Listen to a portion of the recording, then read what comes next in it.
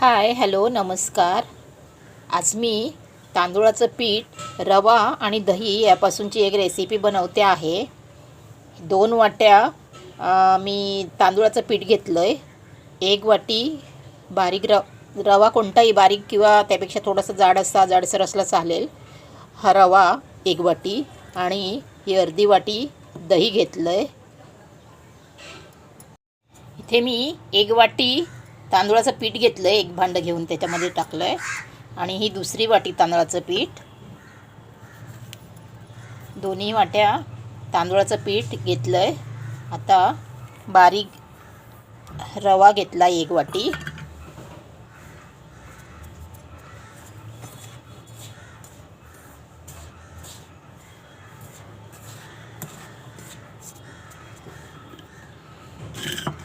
दोन वाटी तांदूळाचं पीठ, 1 वाटी रवा, बारीकपेक्षा थोडासा असा जाडा घेतला आहे, एकदम बारीक पण नाही.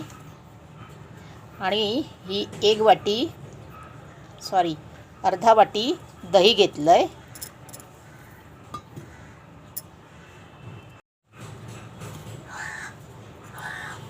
दही आणि पीठ सर्व मिक्स करून घेते आहे.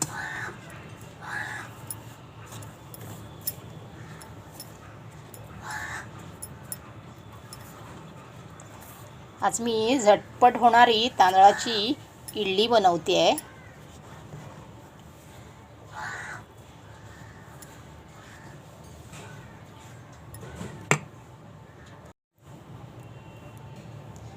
त्याच वाटीने 1 वाटी पाणी घालून घेते आहे.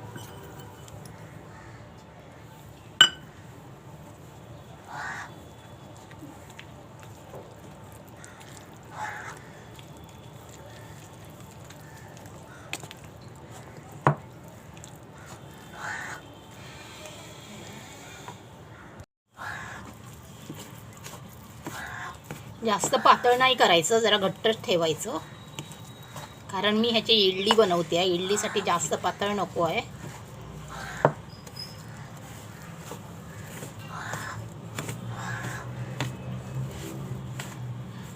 आणि रवा असल्यामुळे पाणी आता ते शोषून घेणार. रवा पाणी शोषून घेतं, त्यामुळे आणखीन अर्धी वाटी पाणी घालते.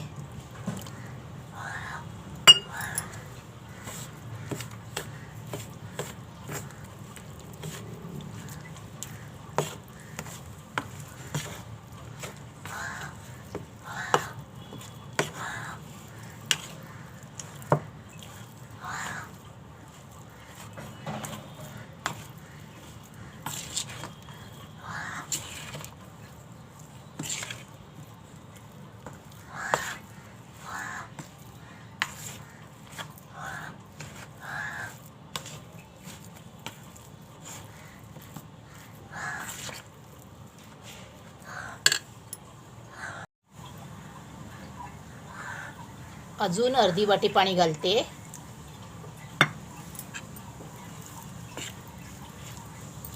रवा पाणी शोषून घेणार, त्यामुळे जास्त घातलं. म्हणजे एकूण मी 2 वाट्या पाणी घातलं. 2 वाटी तांदळाचं पीठ, 1 वाटी रवा आणि अर्धी वाटी दही आणि 2 वाट्या पाणी.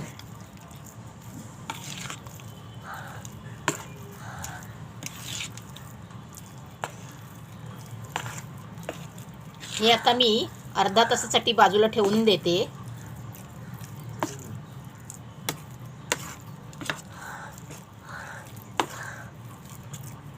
हे बघा, इतकं घट्ट बॅटर आहे.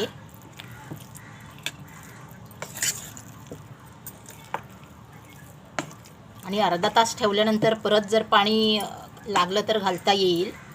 तोपर्यंत मी 2 वाट्याच पाणी घातलं आहे.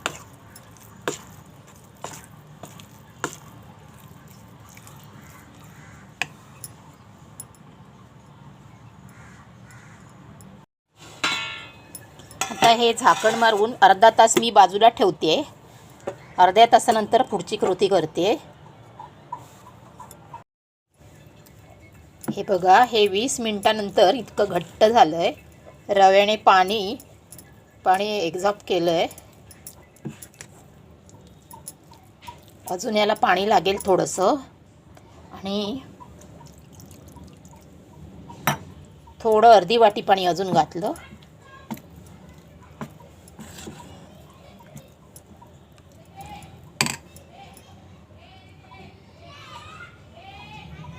हा छोटा 1 चमचा मी मीठ घालून घेते.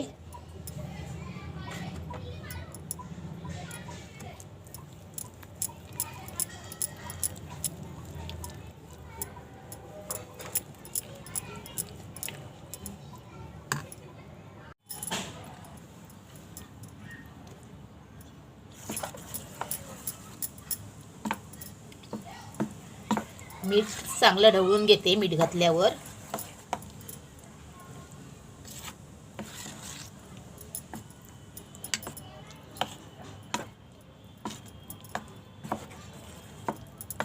हे बघा एवढं असं बॅटर झालंय.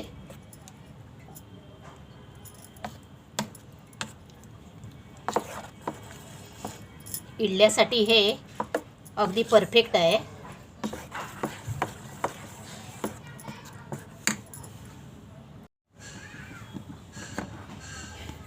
इथे मी इडल्याच्या स्टँडला असं तेल लावून घेतलं आहे. असंच बाकीच्या भांड्यांना पण लावते तेल.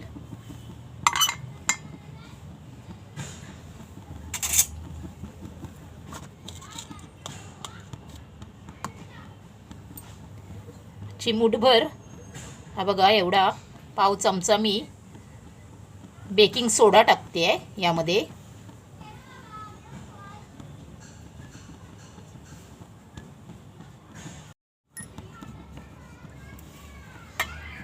आता चांगलं फेटून घेते.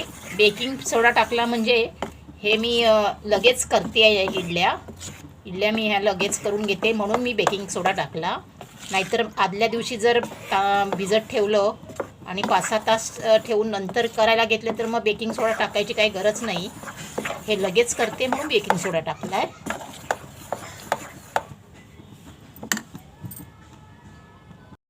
इथे मी छोटा कुकर ठेवला आहे. त्यामध्ये मी इडल्याचा स्टँड ठेवणार आहे.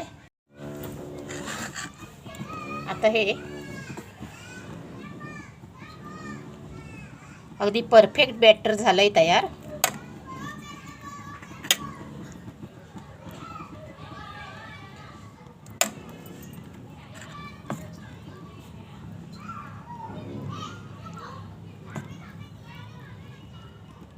ही बाकी सगळे असेच घालून घेते. हे पहिलं घालून घेतलंय.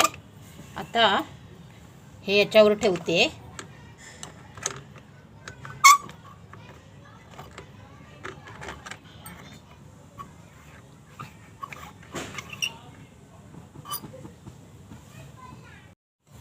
हे सर्व आता घालून घेतले. आता मी कुकरमध्ये ठेवते स्टँड. ही शिटी काढून ठेवते बाजूला. विदाऊट शिटी हे मी आता 20 मिनिटं बरोबर वाफवून घेते. इडली वाफवायला ठेवली तोपर्यंत इथे मी चटणीची तयारी करते. त्यासाठी कोथिंबीर, खोबरं, मिरच्या, मीठ, लसूण, आलं, कढीपत्ता आणि हे डाळव्या घेतल्यात म्हणजे डाळ्या आणि हे अर्ध लिंबू घेतलंय. याची आता मी चटणी वाटते.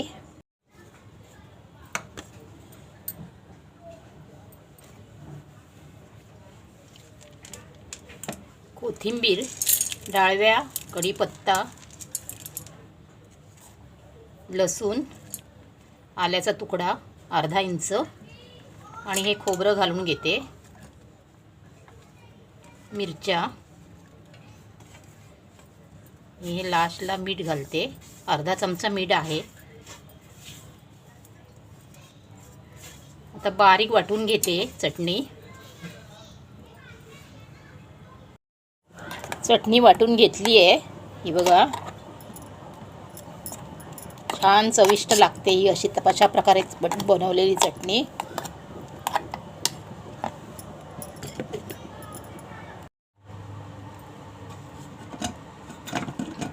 कुकर थंड झालाय. 20 मिनिटानंतर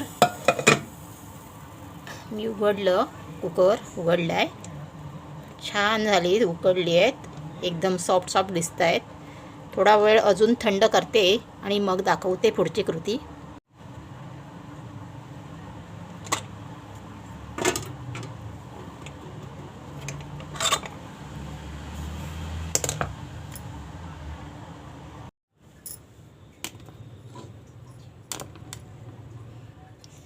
आता ही चमच्याने काढून घेते.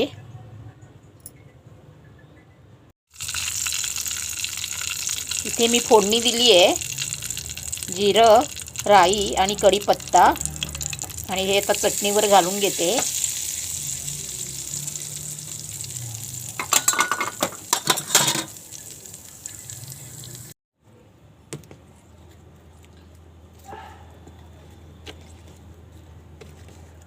ही चटणी खायला खूपच अप्रतिम आहे चवीला. अशी चटणी करून बघा, इडली बरोबर छानच लागते.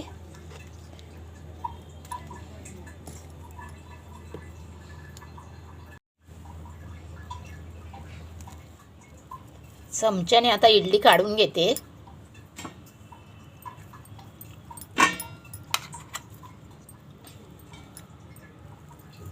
ही इडली झटपट होतात. आदल्या दिवशी भिजत वगैरे घालायची गरज नाही. हे पटपट होणारी इडली आहेत.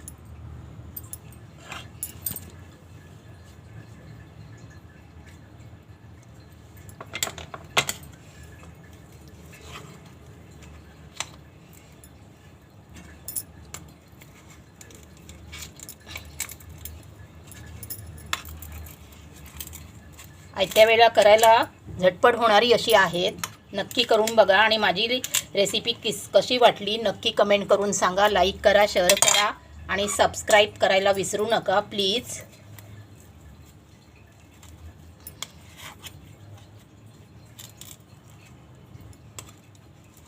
एकदम सॉफ्ट होतात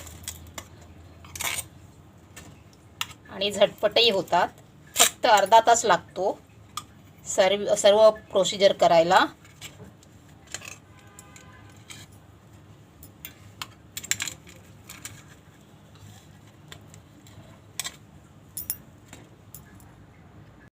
ही एवढी इडली होऊन हे एवढं बॅटर शिल्लक राहिलं आहे, ते उद्या बनवेन नाहीतर परवा बनवेन. हे सोडा न घालता ठेवलं आहे.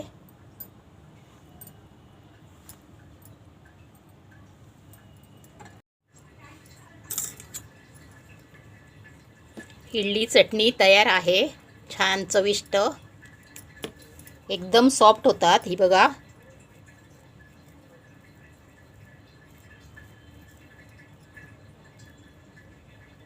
अजिबात असं चिवट होत नाहीत, एकदम सॉफ्ट होतात आणि झटपट पण होतात.